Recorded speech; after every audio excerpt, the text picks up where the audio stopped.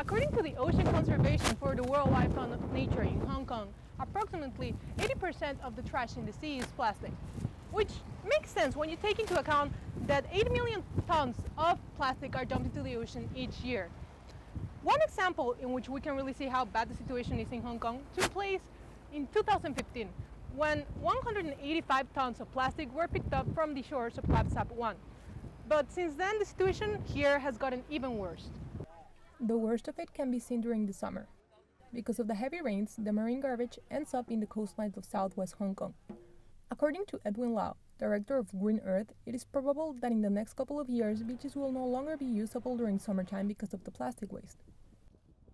Green Earth also calculated that if we were to stack all the plastic bottles used in Hong Kong for a year, that would measure over 2,000 times the height of ICC, Hong Kong's tallest skyscraper. One of the groups that has been directly affected by the increment of plastic waste is the people practicing water sports. So sometimes it's very disturbing because when we're paddling, we're only paddling plastic. And I noticed that from last summer to this summer, there has been a significant increase in the amount of plastic that we see while training. Aside from being inconvenient and unpleasant, the health of these people might be at stake. Many of them have experienced skin rashes and eye infections due to the pollution of the water.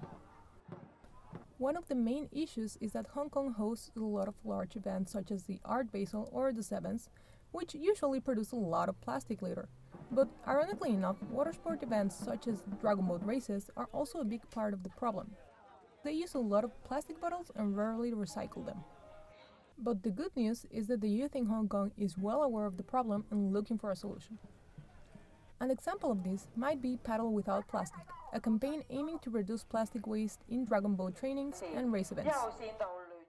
So the whole idea there is for everyone to use their own reusable water bottle, and the second part of their campaign is to do a beach cleanup or a cleanup where you practice. The campaign has reached teams from Lama Island, Lantau Island, and Hong Kong Island. Many of them are pledging to ban single-use plastic bottles and food containers. This might seem like a small step, but it definitely is a step in the right direction.